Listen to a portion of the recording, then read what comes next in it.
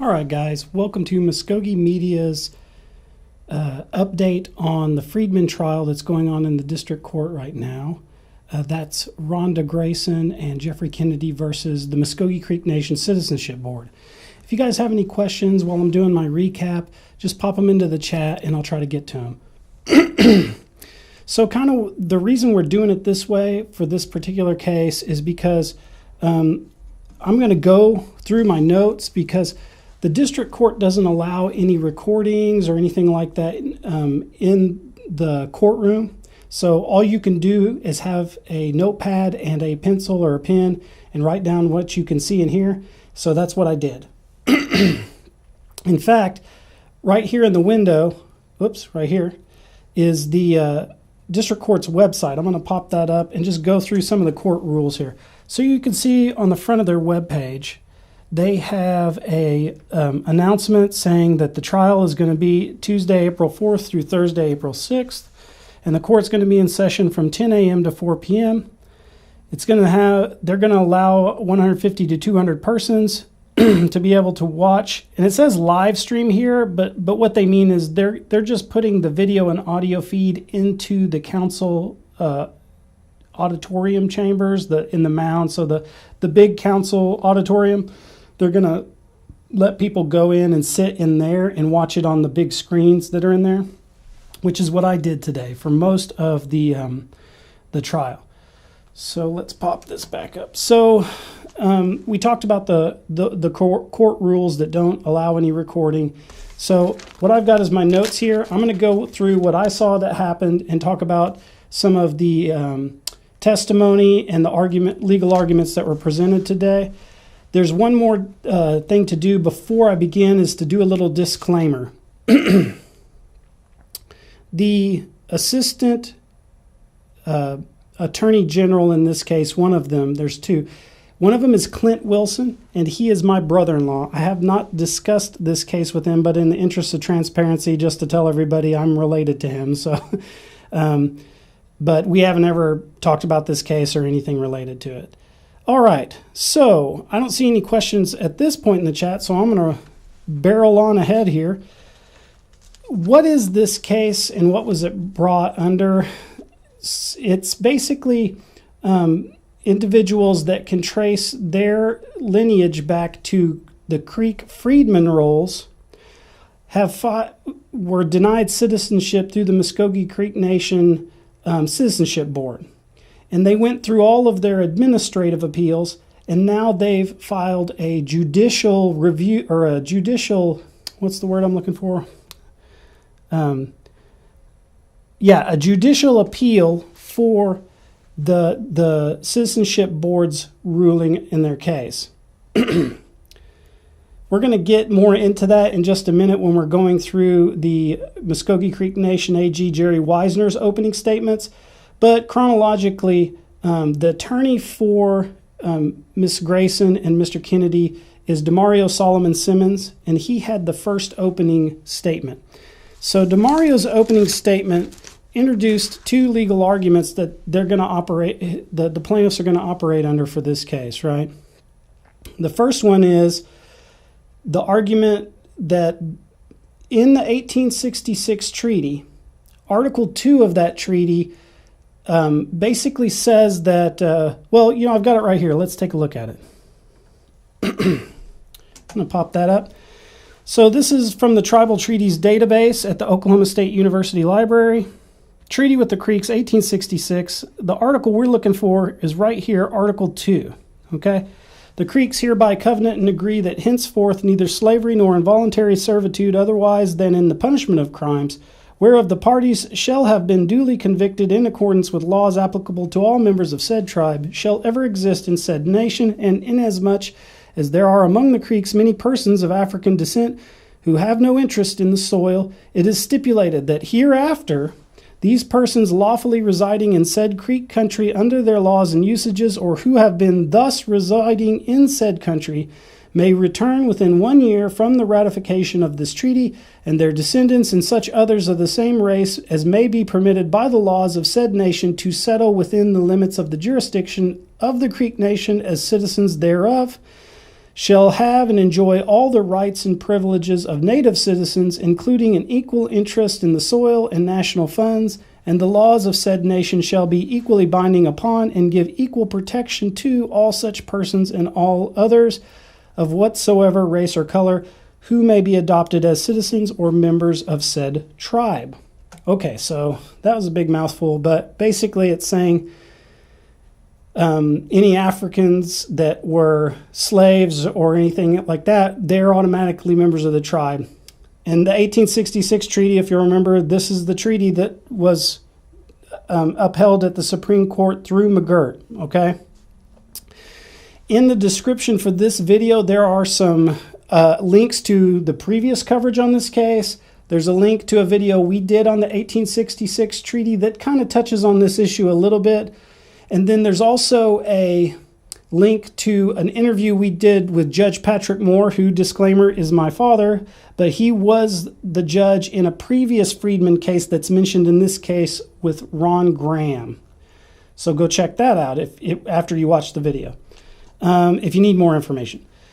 So the argument here is that the 1866 treaty made the African American people who lived in this boundary Creek citizens, right?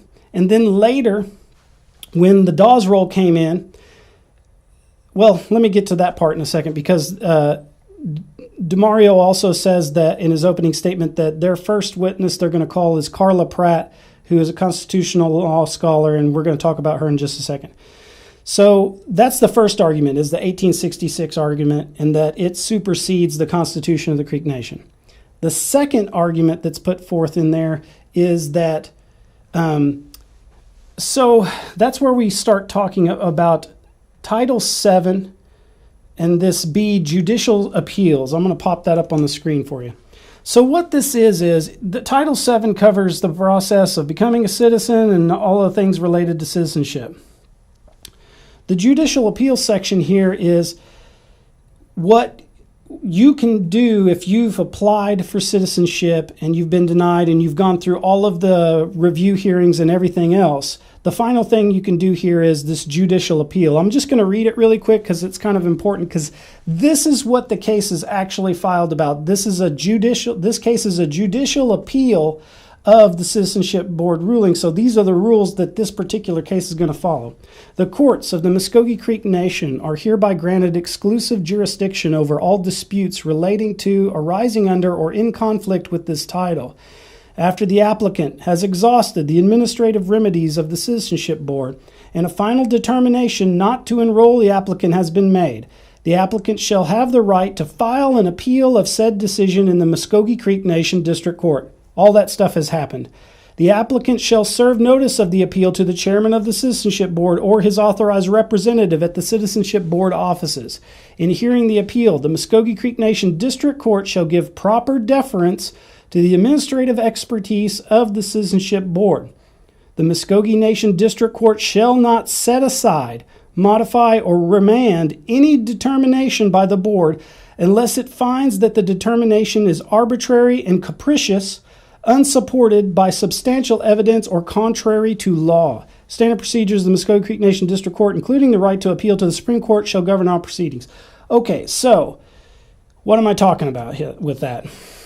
The key parts here are the Muscogee Nation District Court shall not set aside, modify, or remand any determination of the Board unless it finds that the determination is arbitrary and capricious.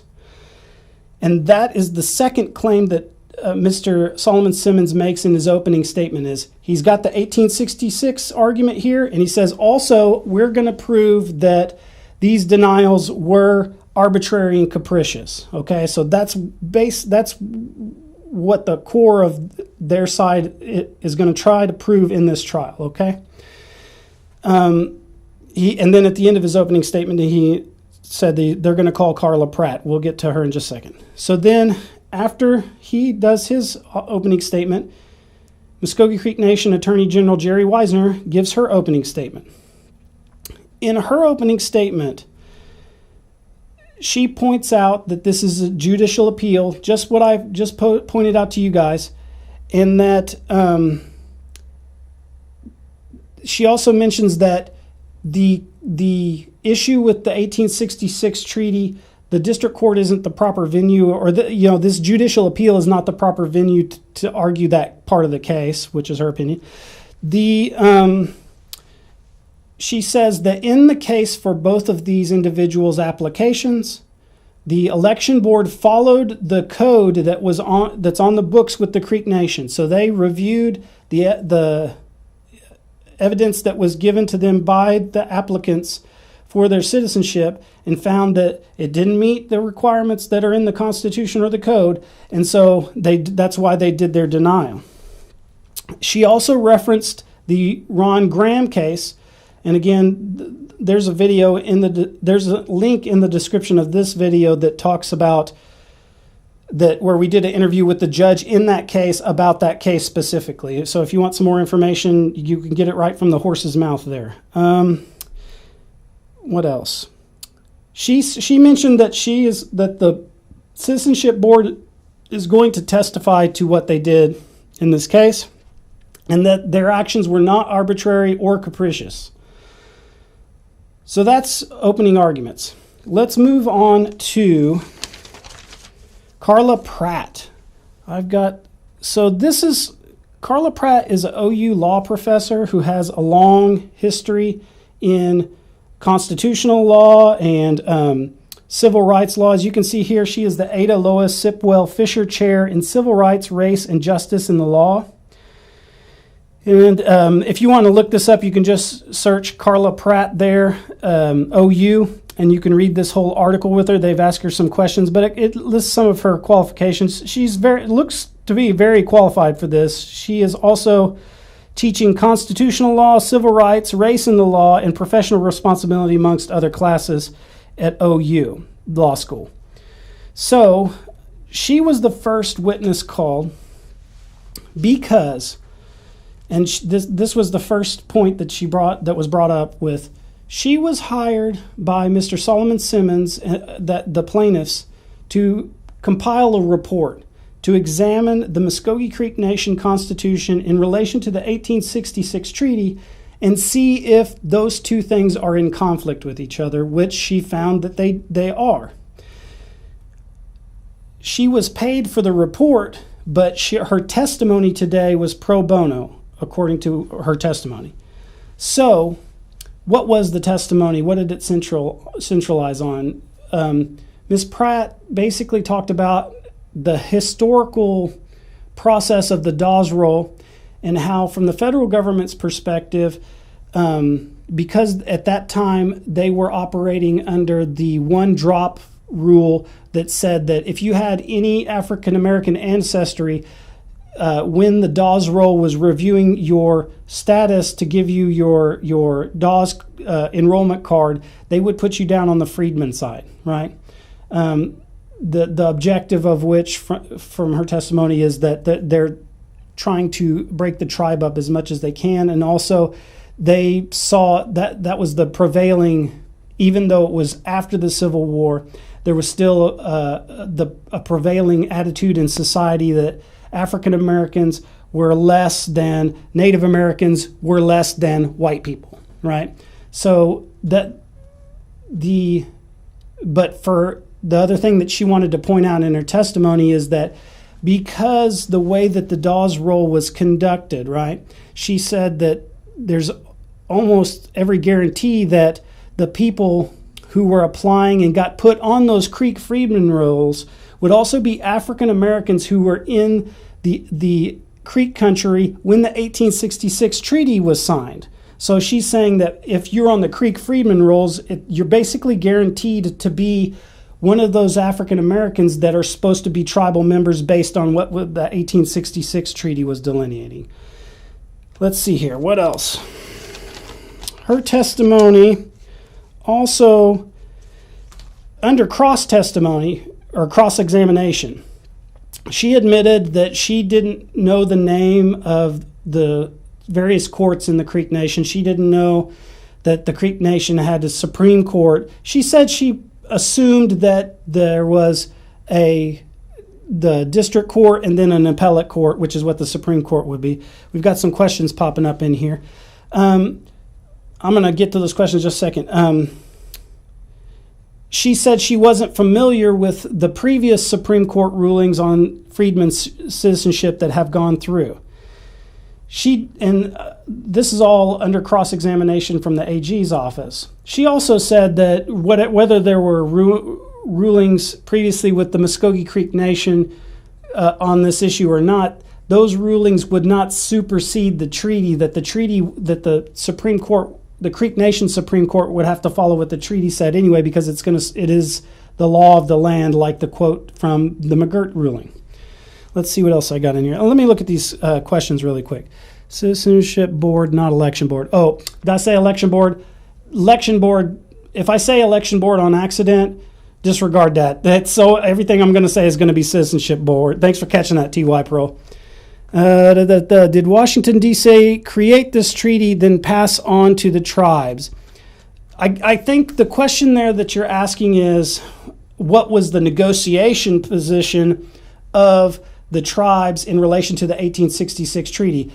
And the testimony that was given by Ms. Pratt was not good, because the Civil War had just ended and they didn't have any leverage to do it. In fact, the whole delineation of Creek Freedman and full-blood Creeks or all of that stuff was set forth by the Dawes Commission, and they basically kind of had to accept those types of classifications, or they weren't going to be able to work forward from there.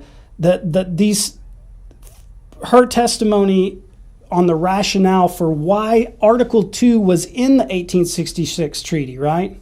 Why was it put in there? Was so that the Indian Territory and the Creek Nations territory would become congruent with the rest of the United States after the passing of the 13th, 14th, and 15th Amendment, right? So they couldn't have slavery, and it was possible for African Americans to become citizens where those places were. So those amendments got rid of slavery and made African American citizens, and so on and so forth. So it's what she's saying, the methodology for the 1866 treaty in Article 2 is to try to get those things to be the same, right? Let's see. T.Y. Pearl says the treaty doesn't require citizenship, only that if given citizenship under the laws of the Muscogee Nation, they must receive full citizenship status. Well, I don't know. I'm not, like this. That's one of the questions that would probably come before a Supreme Court somewhere, either ours or the United States Supreme Court. As far as for this case, though, I'm going to keep on going. If there's any questions about anything that I'm saying, I know I'm kind of talking a little fast, but I got to go a far way here to get through all of the testimony today. Let's see here.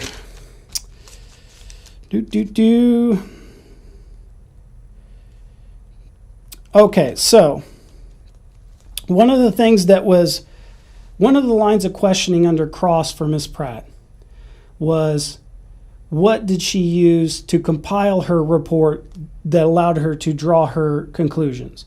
She mentioned that Mr. Wilson from the Citizenship Board had done a deposition, right? And that she had seen that information.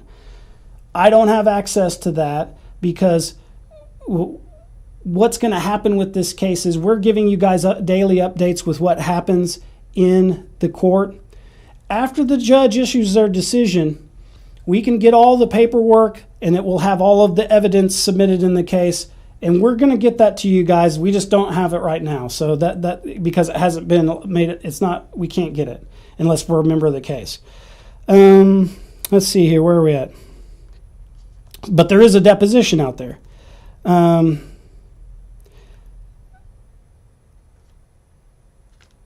Okay, she wasn't familiar with Harjo versus Kleppe. If you know about that case, you will know what I'm talking about. But by her analysis, the MCN Supreme Court decisions aren't relative to the Constitution either. There was also a line of questioning put to her about whether she studied how the MCN Constitution was created and voted upon. She said from her that didn't factor into her analysis, because she's taking the Constitution as it stands today, and whether it conflicts with the 1866 treaty. How it was developed, from, in her opinion, wouldn't have any reflection on whether they're conflicting or not. Let's see here. Tribes have a right to self-determined enrollment. Oh, that's just a statement. Status pending approval of Constitution. Oh, we're going to get to the Department of the Interior in just a second, T.Y. Pearl. Don't worry. So, in fact, I might as well do it now because that's the next thing on my list. So another line of questioning for Ms. Pratt was, if the Constitution of the Creek Nation conflicts with the 1866 treaty, didn't this Constitution have to be reviewed by the head of the Department of Indian Affairs, right? So the BIA, the Bureau of Indian Affairs, had to review this Constitution and approve it because that's the standard practice. And she said yes, and it was reviewed and approved. And in her opinion, I guess the director, who would it be?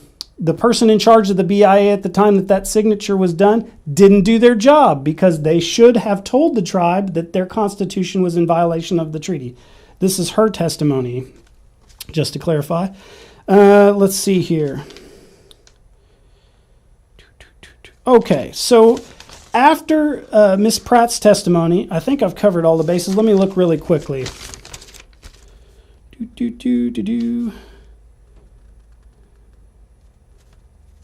All right. Now, Ms. Pratt also said that, in her opinion, the Citizenship Board did follow the MCN Constitution, right?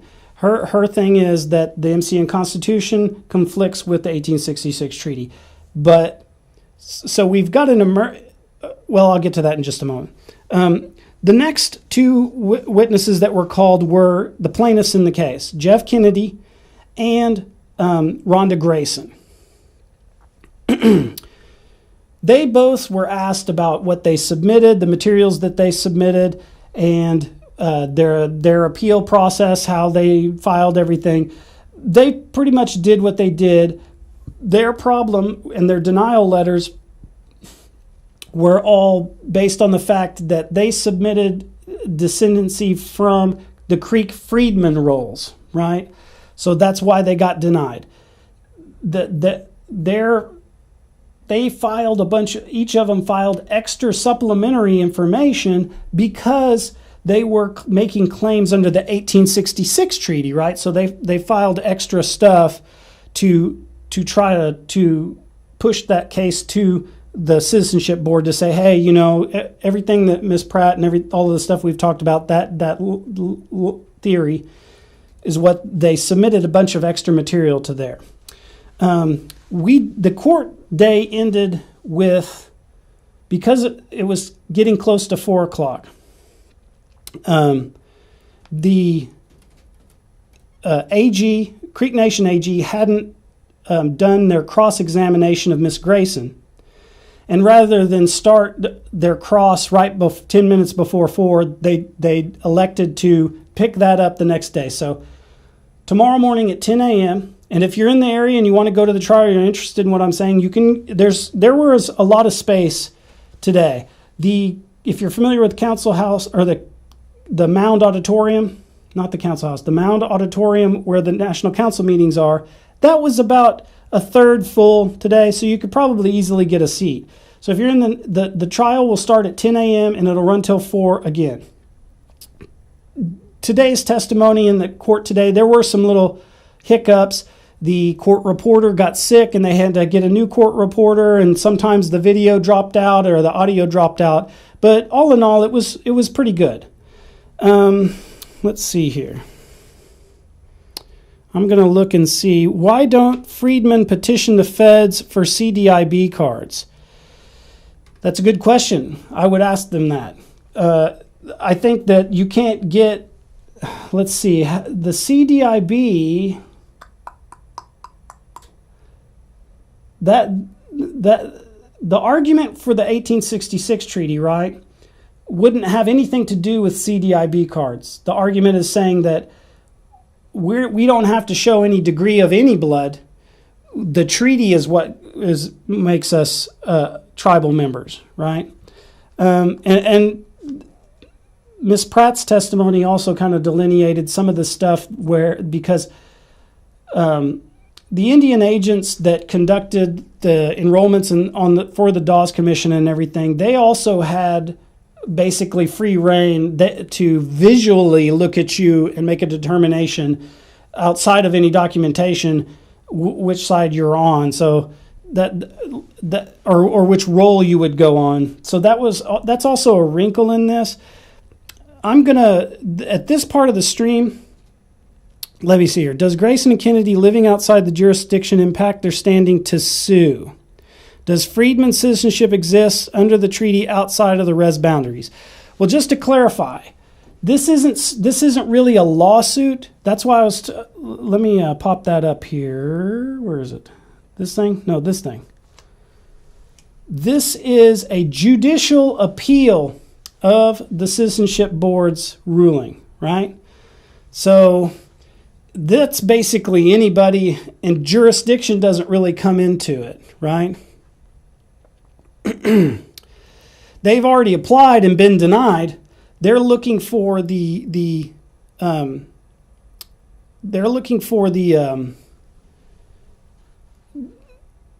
court to try to either remand that decision back to the Citizenship Board to say, hey, take another look at this. Or what are the other options here? Set aside, modify, or remand any determinations. So the judicial appeals section is basically kind of delineating right there what the court can do. Let me highlight that for you guys so you can tell what I'm talking about here. By the board, this is the part. So when those three things the court could do if they found that the determination of the Citizenship Board is arbitrary and capricious, so that the district court could set aside, modify, or remand those determinations, right? And I don't think it's probably not limited. I mean, who's to say what the court could rule? But we're going to get into that now because I'm going to talk about some projections of what I think is going to happen. This is just my opinion from having seen these other cases. And also kind of what the court could do. So if you watch the video in the description on the Ron Graham case, in that case, what happened? So this same or a very similar claim was filed, and it was heard in the district court. And the district court ruled in favor of the plaintiffs, in favor of Ron Graham. But what the district court ruled was that they remanded the decision back to the Citizenship Board, so they told them to take another look at it, right? Now, in that case, the Citizenship Board didn't take another look at it. They appealed up to the Creek Nation Supreme Court, and the Creek Nation Supreme Court issued a decision in the case where they overturned the lower court's ruling, but they did not publish an opinion on it. They just overturned the lower court's ruling, but they didn't. There's no opinion attached. It's just a one-page thing, which is a little strange. But and that's on the. Let me bring that up. I don't have that on here, and I'll bring it up for you guys real quick. Supreme Court. Whoops. Let me try again. There we go. So if you go to the Muscogee Creek Nation Supreme Court's website, right? You go to opinions. Let's see here. We can go down and find that case. Let me bring it up on the screen here really quick. So many opinions.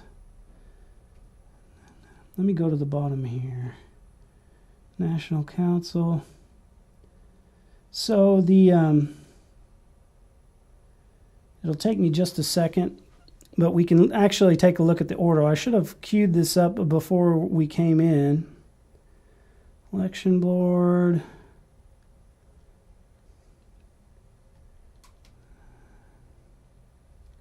Or maybe it's not here anymore. Here it is. Ron Graham versus Mvskoke Creek Nation Citizenship Board. Let's take a look at that. Here's the briefs. Let's look at the order and opinion. here it is. Well, why isn't it? Well, just a second, guys. You can see that. Oh, here we go. I stand corrected. They did issue their opinion. So this is the previous case that I mentioned. You guys can go to that link and pull all this stuff up and read through this. This case is the precedent that the AG's office was mentioning in the cross-examination. Let's see here. What do we got? Any questions? The plaintiffs in this case lack standing and their argument lacks any semblance of credibility or merit. No, I think that this is a procedural hearing, basically, right?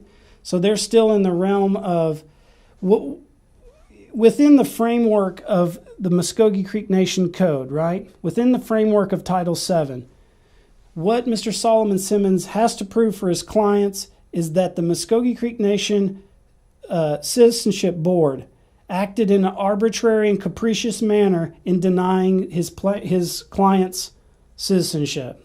That's what he's got to do. The 1866 argument doesn't really apply in this case, in my opinion, just because it's not an open lawsuit and so on and so forth. But I'm not the judge, and the judge can rule whatever the judge feels is appropriate to rule.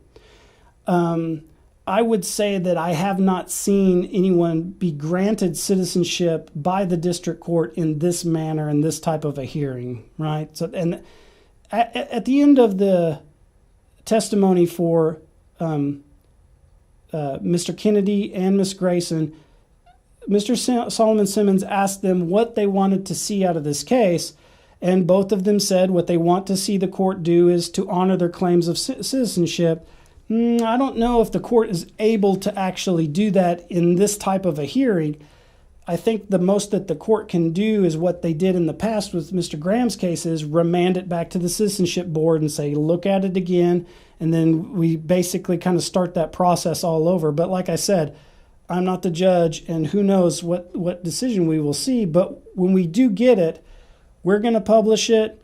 We're going to show you guys everything that the court decided. And there is also, just like it's outlined here in Title VII, standard procedures of the Mvskoke Creek Nation District Court, including the right to appeal to the Supreme Court, shall govern all proceedings. So appeals to the Supreme Court, I think, will be incoming whichever side wins this. If the Citizenship Board is told that they have to look at this again, they will probably appeal to the Supreme Court. And on the same hand, if the court says that the Citizenship Board acted correctly, I would expect to see Mr. Kennedy and Ms. Grayson appeal this to the Creek Nation Supreme Court. And if they don't get the decision that they want from the Creek Nation Supreme Court, I imagine they're probably going to go up to the federal level, and beyond. So let me look here and see if there's any questions that I could answer that are in the chat. Plaintiffs in case. Piers, Grayson, and Kennedy were born before the 1979 Constitution. Were they or their parents enrolled prior to 1979? Both of them are, the paperwork that they filed with their application was genealogical research that they had done, tracing themselves back to individuals on the Creek Freedman rolls. Okay? As far as the status of whether their parents were enrolled, I'm not for sure on that, but we will be able to see, I assume we will get all of their administrative paperwork because it was being used today in court. After the case is over and the decision comes in, those things should all be included in the exhibits for the case. So we can go back through there. Like I said,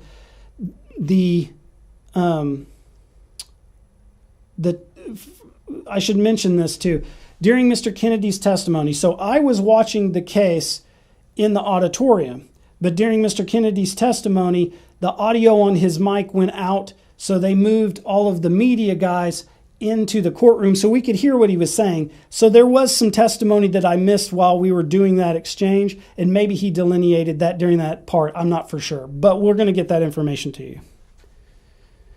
Do you mind giving your name? I have been impressed with your knowledge of this. Well, my name's Jared Moore, and I announced it at the start of the stream, and you could see me here on all of these live wires and everything else. I do want to mention to you guys, one of the other reporters covering this is Allison Herrera, and I think that the Frontier, or maybe it's KOSU, maybe it's Frontier, is sharing all of our coverage on this. So I talked to her tonight, and tomorrow we're going to have her come on, and she's going to be kind of like a guest because she's in the court with me too, and we're just going to kind of like talk about it, talk shop on it from that standpoint, on what she's seeing too, because she's not involved in the tribal law and the politics and everything as much as I am. So, yeah, I'm Batman. Yeah, my friend, I'll say this, T.Y. Pearl, Jason Salzman and I worked on the television program for a long time, and that's what he used to tell everybody is that I'm Batman with no budget. That's who I am. I'm Batman with no money, right? So, do you guys have any other questions? This is your last chance to pop something into the chat. Tomorrow, the cross-examination of Miss Grayson is going to happen, and I imagine the next witnesses to be called for testimony is going to be the individuals on the Citizenship Board.